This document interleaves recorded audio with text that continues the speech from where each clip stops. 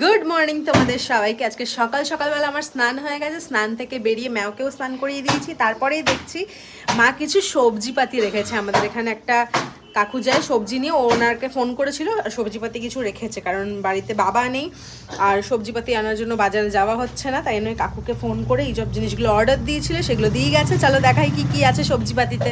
দেখো এখানে আছে গাজর, লাল লাল গাজর, শীতে এই গাজরগুলো খেতে খুব ভালো লাগে।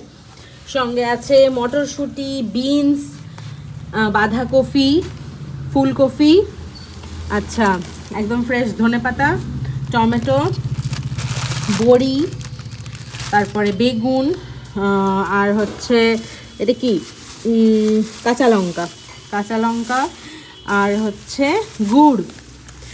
কালকে আছে সংক্রান্তি, কিছু না কিছু তো একটা তৈরি করতেই হবে, তাই জন্য কিন্তু গুড় আমার আর মার দুজনের জন্যই মা অর্ডার দিয়েছিল। এই যে এই গুড়,